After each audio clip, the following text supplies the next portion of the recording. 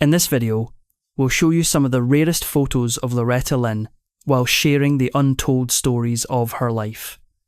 On stage and in interviews, Loretta always appeared to be the happiest woman alive. But the truth is, her life was one of the most heartbreaking in the music industry, and she paid a heavy price for her fame.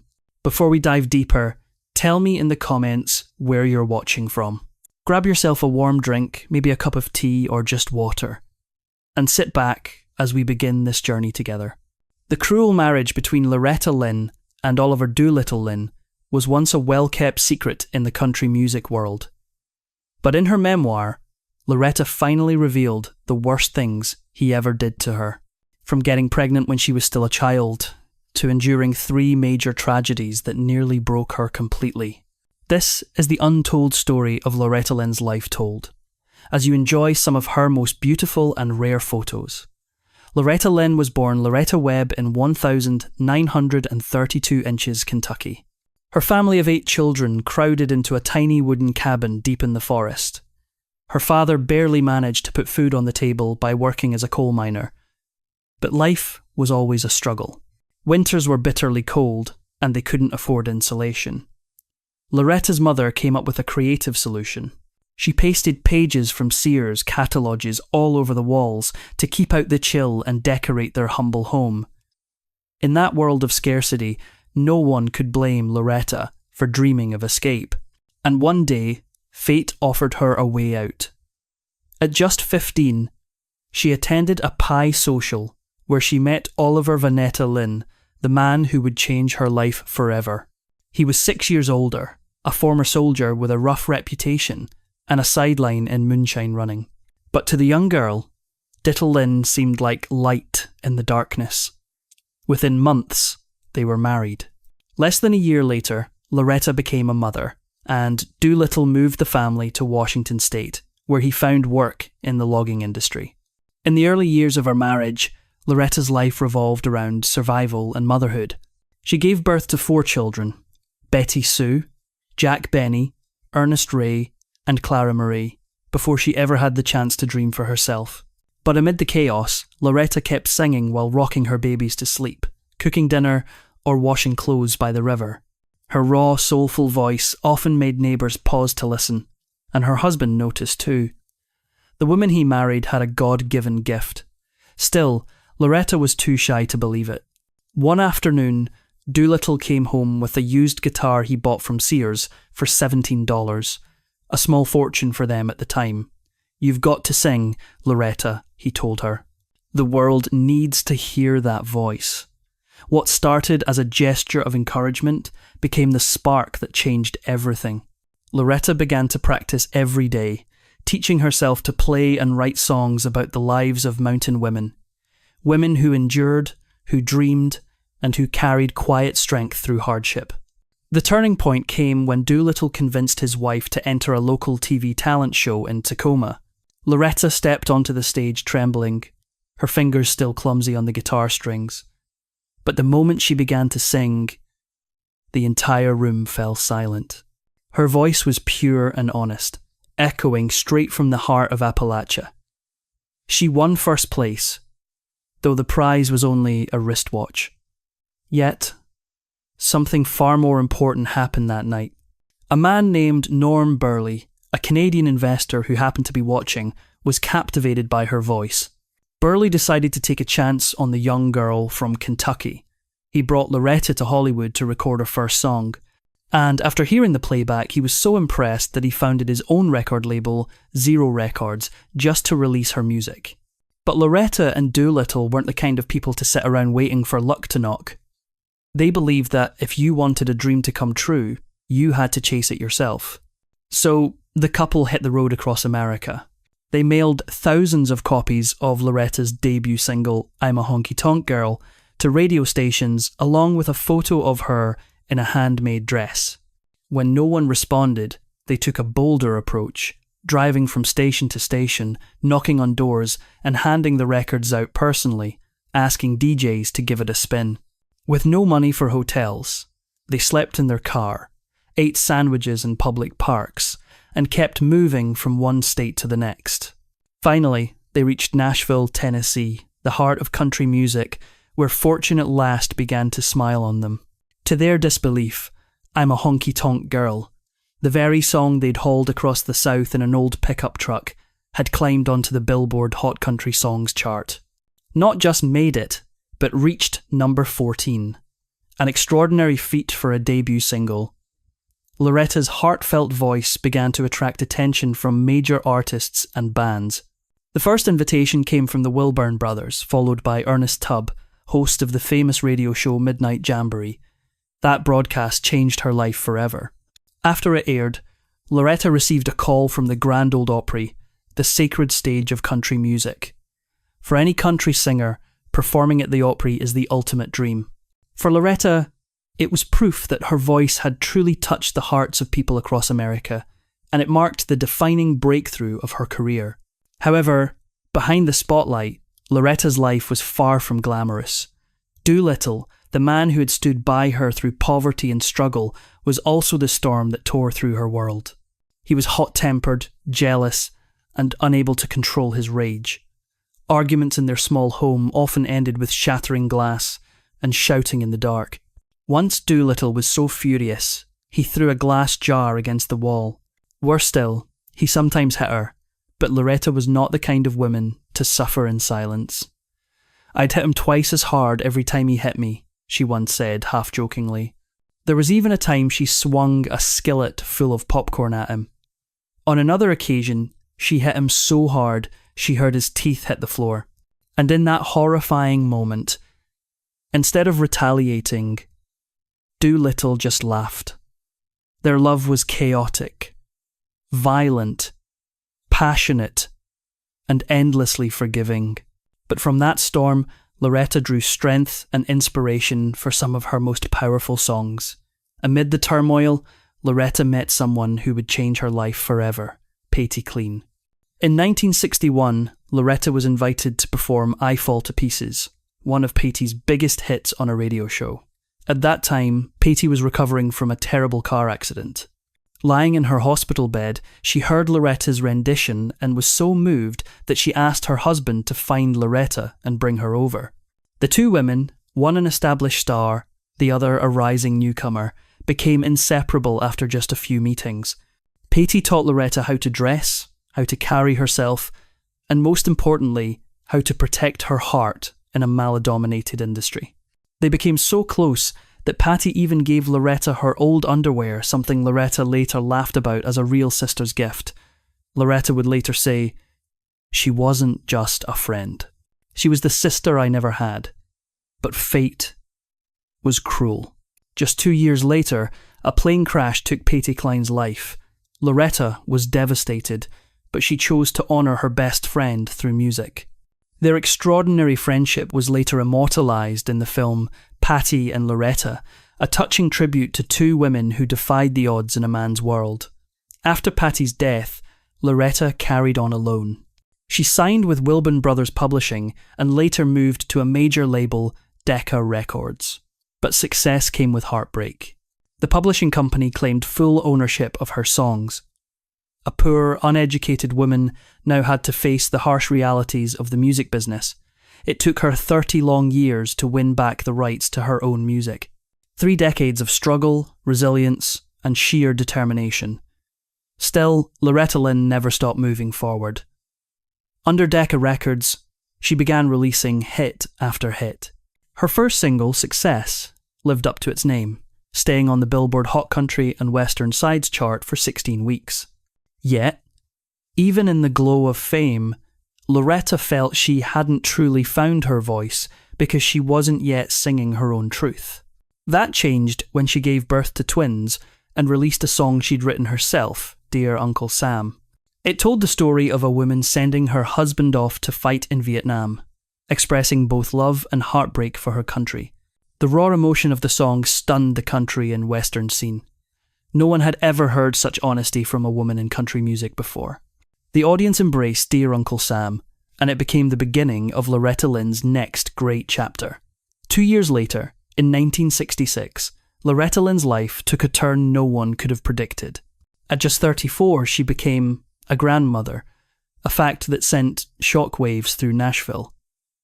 Her eldest daughter, only 18, had just given birth. Suddenly, the Lynn household was bursting at the seams, filled with the sound of babies crying and footsteps echoing through the small home. They needed a bigger, quieter place to live. That's when fate led them to a strange new chapter, an old farm nestled in the heart of Tennessee. Loretta later recalled that she and Doolittle had only meant to buy a house. But when they signed the papers, they realised they'd actually bought an entire small town called Hurricane Mills. From that moment, Loretta wasn't just the queen of country music on stage. She became the lady of her own town, a living embodiment of the American dream in the Southern Sunday. During one of her tours, while she was getting ready backstage, a woman approached her in tears, complaining that another woman was trying to steal her husband. Loretta smiled calmly and said, "Honey, she ain't woman enough to take your man."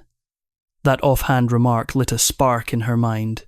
Just weeks later, she turned it into the song, "You Ain't Woman Enough to Take My Man," and it exploded across America. It was a historic moment. For the first time, a female country singer had written and performed her own song that hit #1 on the charts. With her raspy, defiant voice, like the sound of every woman who'd ever been hurt, Loretta became a new kind of feminist icon. Though she never thought of herself that way, to her, music was simply the only place where her pain could find peace. But behind the dazzling spotlight, her life remained stormy. Her marriage to Doolittle, the man she had loved so fiercely as a young girl, was falling apart. He cheated constantly, drank heavily, and grew cruel and volatile. When Loretta discovered one of his affairs, she tried to salvage her dignity by writing a letter to the other woman. But when Doolittle found out, he simply said coldly, "Mind your own business. I don't love you anymore." Those words cut her like a knife. Loretta stayed silent, but she did what she always did, turned pain into music. In 1968, she released Fist City, a fierce anthem of betrayal and defiance. "If you mess with my man," she sang, "you'll find yourself in Fist City." The song shocked audiences and even got banned by several radio stations for being too aggressive. But for millions of American women, Loretta had given voice to their rage, their strength, and their truth. Raw, fearless, and unapologetically real. Despite her rising fame, Loretta's private life was marked by loneliness. Each time she came home, she never knew whether Doolittle would be waiting with a smile, a bottle, or a fist. She once admitted, "There were days I just didn't want to go home at all." That harsh reality made her music even more authentic. It wasn't written in ink, but in blood and tears. Then came another heartbreak that nearly broke her spirit. Her dearest friend, Patty Clean, had once confided that she didn't think she'd live long. No one believed her until 1963, when Patty's plane went down. Loretta received the news in tears. In one night, she lost her mentor, her sister, and her faith that life could ever be gentle again. But out of tragedy, Loretta Lynn was reborn. Entering the 1970, she carried with her the strength that Patty had instilled to stand tall, keep singing, and tell her story for every woman who couldn't. Songs like Coal Miner's Daughter and One's on the Way made her an icon of American womanhood, so beloved that Procter & Gamble chose her as the face of Crisco, one of the most famous household brands of the era. By the late 1970s, when the Academy of Country Music, ACM, named Loretta Lynn Artist of the Decade, she shattered every gender barrier in the industry, becoming the first woman ever to receive that historic honour. At an age when most people only dream of fame, Loretta was already standing at its very peak, and just then, Hollywood began to take notice. In 1980, America was abuzz, with the news that a movie based on Loretta's life was in production, Coal Miner's Daughter. For Loretta, this wasn't just another biopic, it was a love letter to her impoverished childhood and to her parents who had sacrificed everything. She appeared on talk shows beaming with excitement as she revealed that the lead role would be played by the star of Carrie, SpaceX. The twist: Space hadn't actually agreed yet. Cautious by nature, SpaceX hesitated. She even tried to escape the role by announcing she would sing all of Loretta's songs herself, despite not being a fan of country music. The comment meant half in jest threw the film crew into panic, but Loretta wouldn't give up.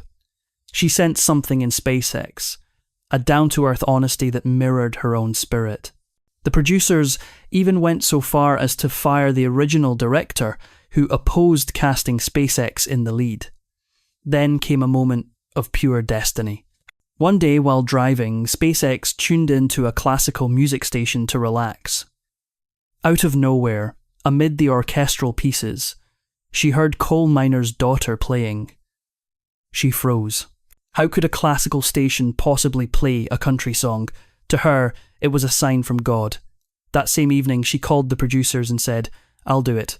From that day on, SpaceX became Loretta Lynn in every sense. She shadowed the singer constantly, watching her every gesture, every smile, even her way of speaking and bowing to fans.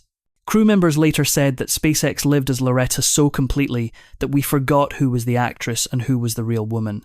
Loretta herself was deeply moved more than once. When she arrived on set and saw Levon Helm, the actor playing her father, she burst into tears, convinced for a moment that she was seeing her father's ghost. The makeup team had captured him so perfectly that Loretta couldn't hold back her emotions.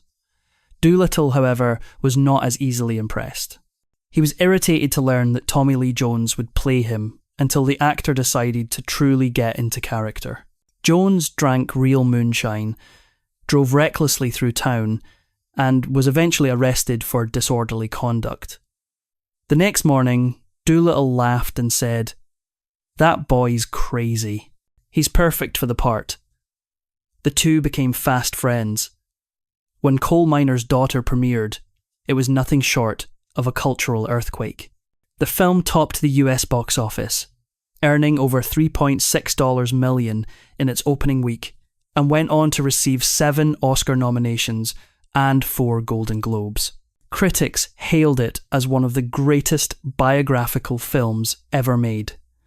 And in a beautiful twist of fate, Spassky won both the Academy Award and the Golden Globe for Best Actress, for portraying the very woman she had once been terrified to embody.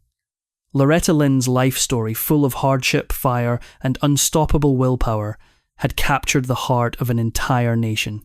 In 1981, while Hollywood continued to celebrate glittering icons, Loretta Lynn chose a quieter life at her Hurricane Mills ranch in Tennessee. Yet, it was there, far from the noise of show business, that something extraordinary happened. A motocross enthusiast named Dave Combs came to her doorstep, asking permission to host a national dirt bike race on her land. Instead of refusing, Loretta smiled and said yes. From then on, every year, the roar of engines across those green fields became a familiar sound of the American South, another unexpected legacy of a woman who had nothing to do with speed or exhaust fumes. But Hurricane Mills was not just a place of triumph. It was also the resting ground of Loretta's deepest sorrows. In July 1984, her son Jack Benny Lynn left home on horseback, riding along the calm waters of the Duck River beneath the summer sky. No one knew that within minutes he would be swept beneath the surface. When rescuers found him, his horse was still standing on the riverbank, trembling. Loretta, who was hospitalized for exhaustion after a long tour, received the telegram announcing his death and collapsed in grief. There is no pain crueler than losing a child, she wept. And it never leaves you. Tragedy seemed unwilling to let her go. In the years that followed, Ditto Lynn, the man who had been both her anchor and her storm for half a century, began to decline from alcohol and illness. He underwent heart surgery, then suffered from diabetes that led to severe complications. Loretta stepped away from the spotlight, devoting herself entirely to his care. Despite the betrayals, and the years of shouting matches, she remained by his side until the end. In 1996, just 5 days before his 70th birthday, Doolittle took his final breath. The big house at Hurricane Mills fell eerily silent. Loretta later said that learning to live alone after a lifetime together was a lesson more painful than any sad song I ever wrote.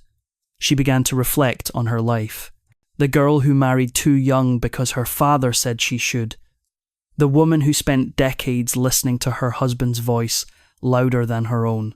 And yet, in a paradox as heartbreaking as it was beautiful, that very man was the reason for her success.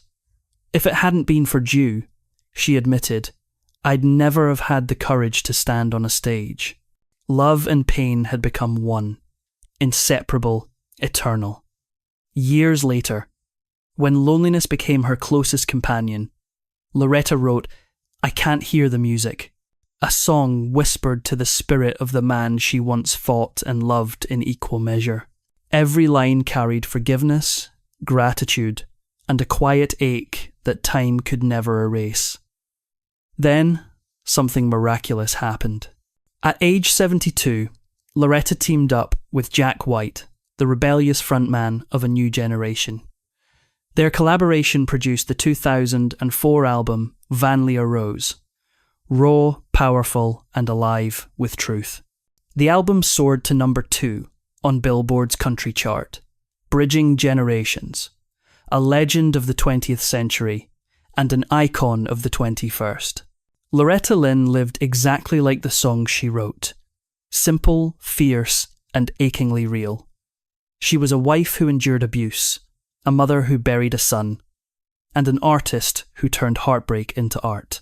But above all, she was the embodiment of gentle strength, the kind that makes a nation bow its head in respect.